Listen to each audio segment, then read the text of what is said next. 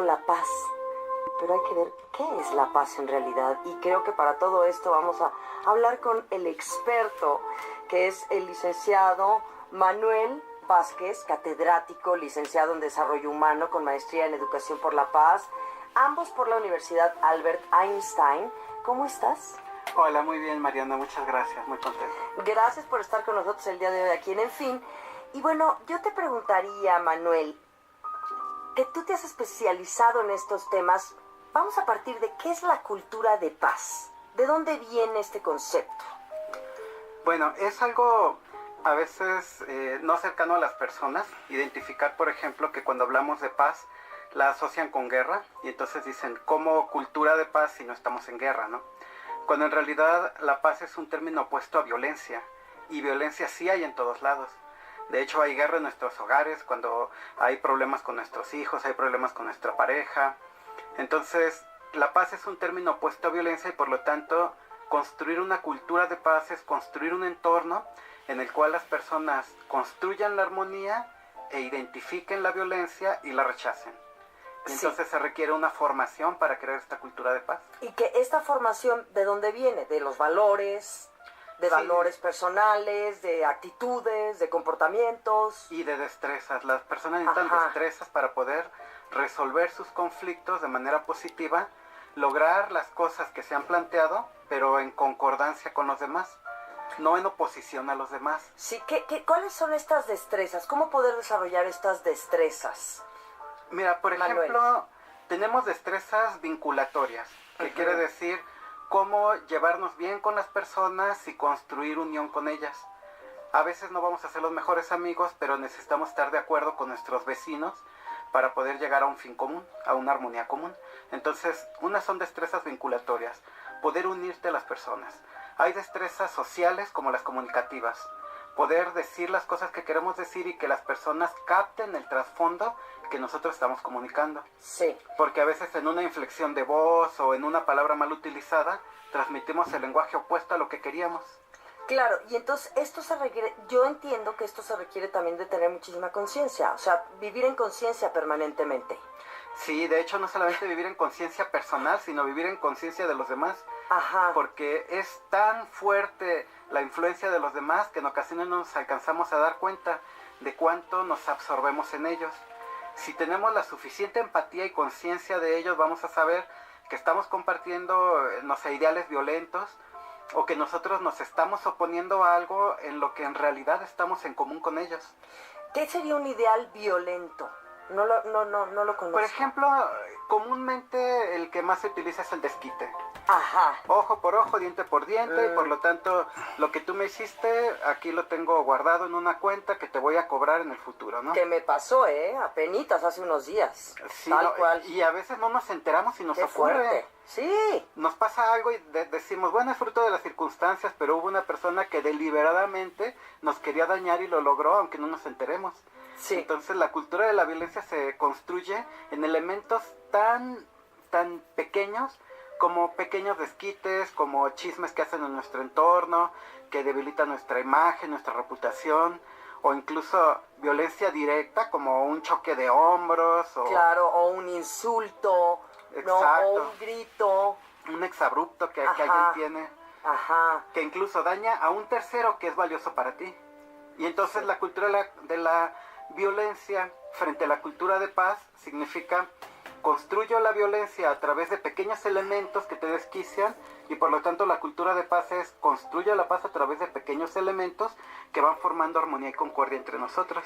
Que entonces esté en uno realmente decidir, porque creo que es muy personal, si queremos construir esta cultura de la violencia o queremos construir esta cultura de la paz, porque uno es el que decide al final.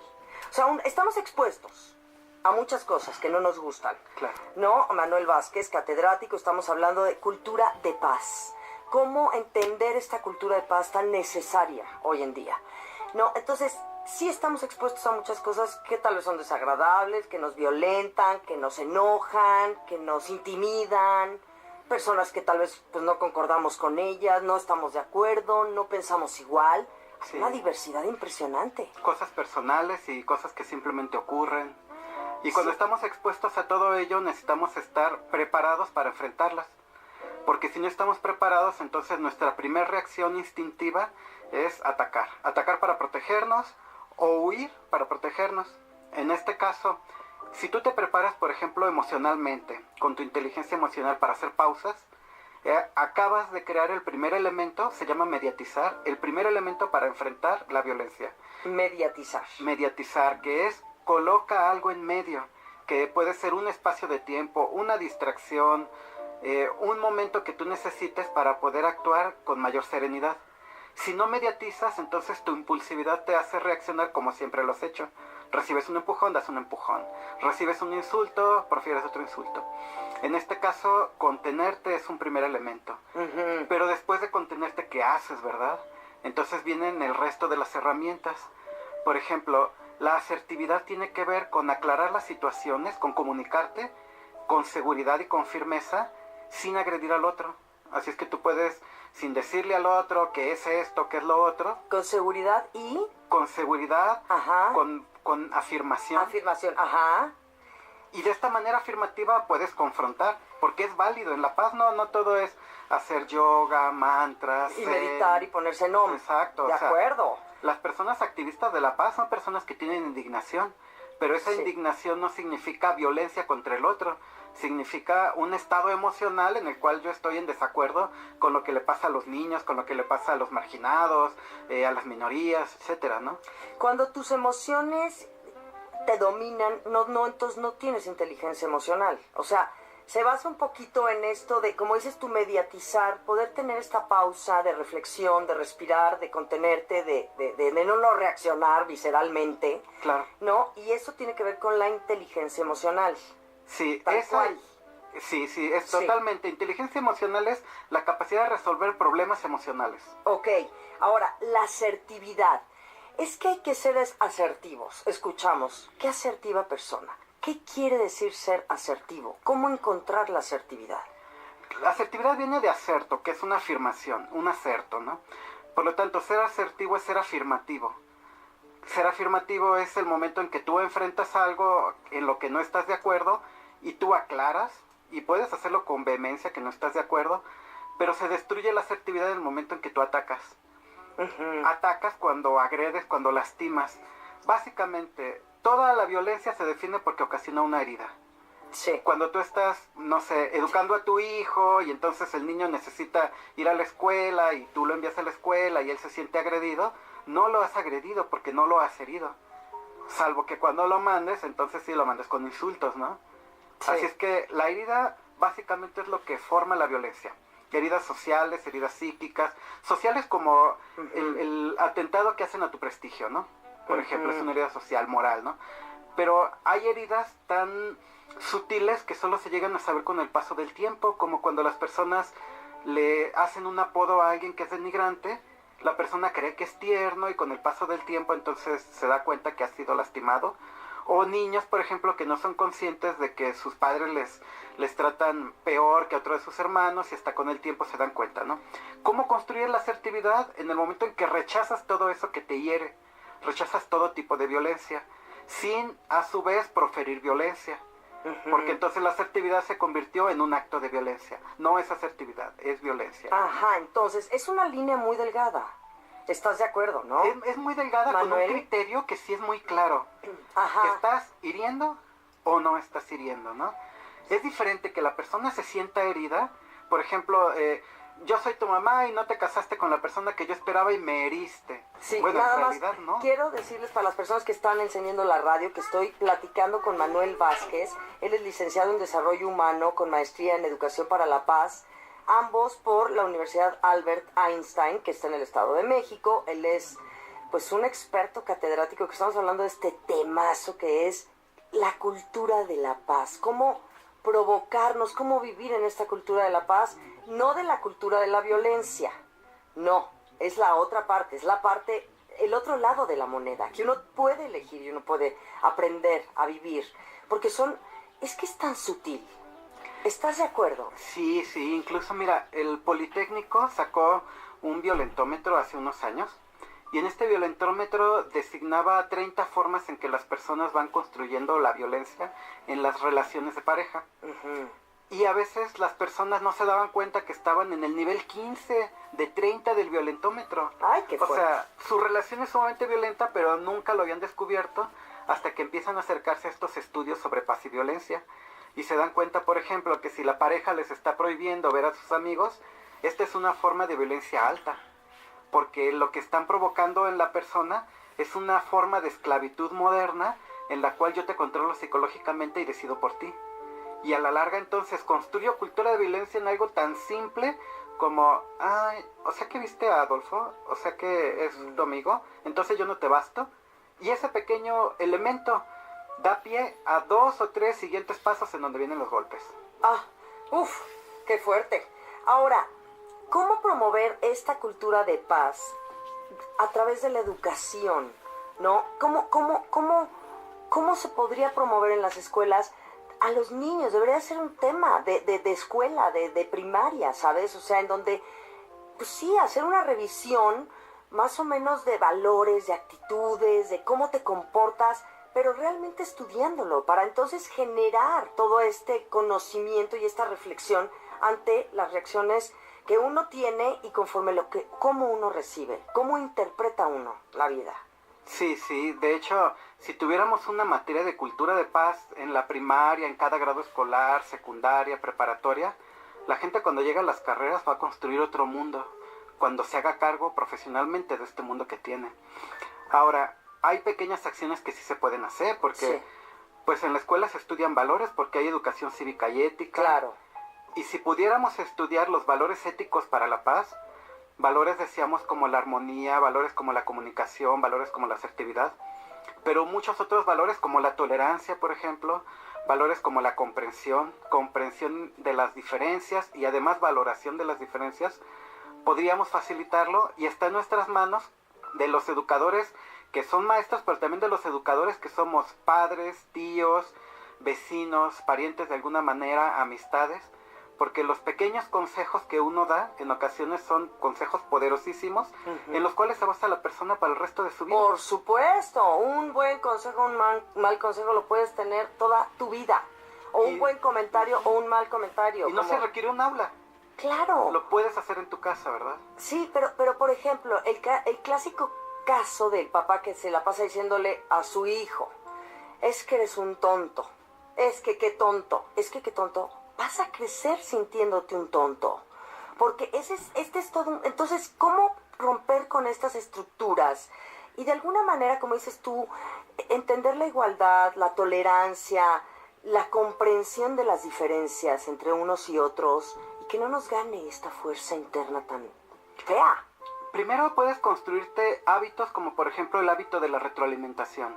Sí. Constantemente con las personas con las que te desenvuelves pregunta, ¿cómo te has sentido conmigo? ¿Cómo me has visto ante ti últimamente, hacia ti? Las personas tienen mucha información sobre uno que si uno la conociera le ayudaría a cambiar. Y podría uno pensar que es cordial con todos y alguien te empieza a decir, eres serio, otro te dice, eres duro, otro te dice, eres sin misericordia, dice las cosas sin ninguna piedad, así es que uno comienza a revelarse ante sí mismo sobre una verdad que desconocía. Así es que un hábito sencillo para el cual no necesitas más que preguntarle a los demás, ¿quién soy yo para ti? ¿Cómo soy yo para ti? Ahora, algunas personas no tienen el valor de decirte tus verdades. Exacto. Y en ocasiones muchas tampoco te dicen las cosas positivas que te refuerzan.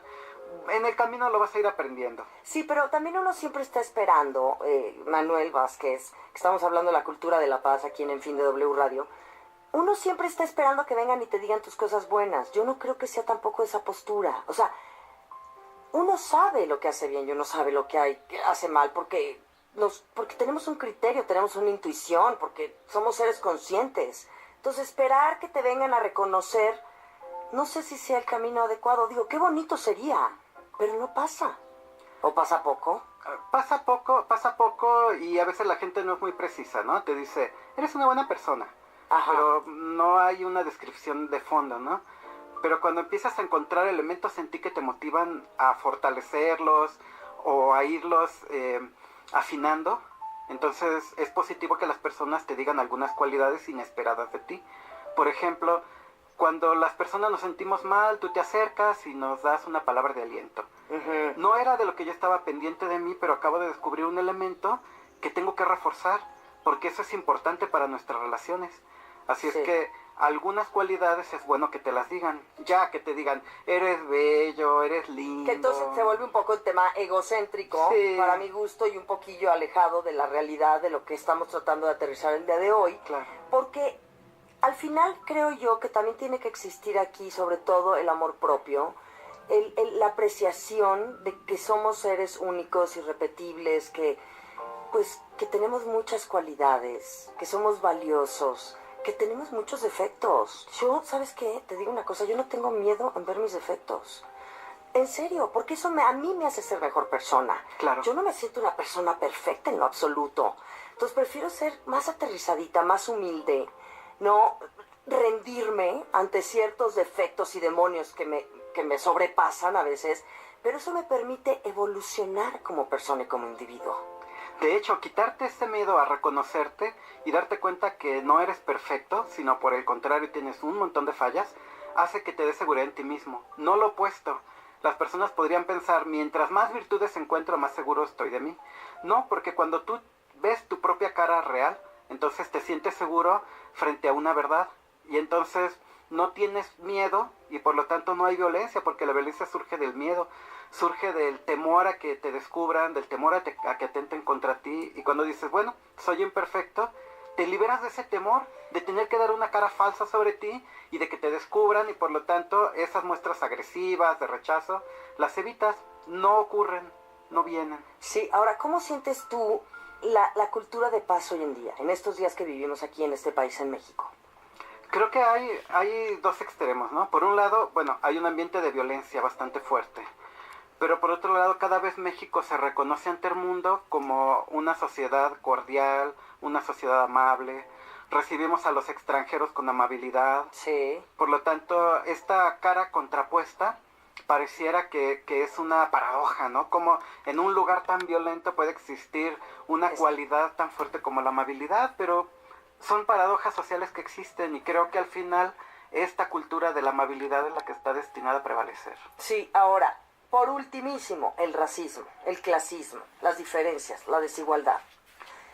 Sí. Están fuertes, se vive en Sí, México.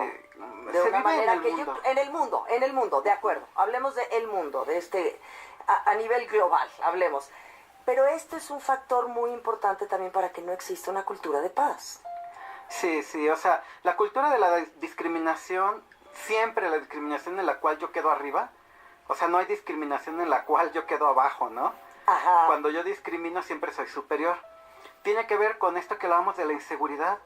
Somos un país inseguro y por lo tanto discriminamos. Pareciera que somos discriminados, ¿no? Que viene el muro, que somos mestizos, lo que sea. Sí. Pero en el fondo nosotros cuando volteamos hacia el sur, cuando volteamos a ver a Centroamérica, ¿cómo nos sentimos, no? Sí. Superiores son nicaragüenses, entonces necesitas asentarte en tu realidad. ¿Y cómo combate la discriminación volteando a ver quién eres tú? ¿Tú crees que todos somos racistas? ¿Todos los seres humanos?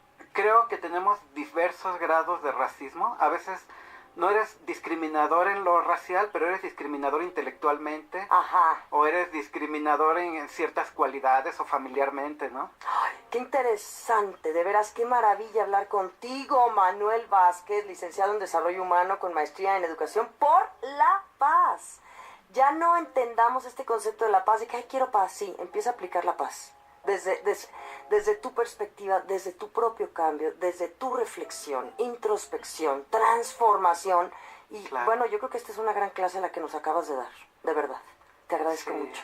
una ¿Dónde bonita podemos, charla. sí, mi vida, dónde podemos ponernos en contacto contigo, Manuel? Estamos en la Universidad Albert Einstein. Nuestro teléfono es 8996-9402 y el sitio web de la Universidad Albert Einstein es www.uae.edu.mx. Ok. Y luego ya seguiremos platicando. ¿Te late? Claro que sí. Muchas gracias. Hasta luego.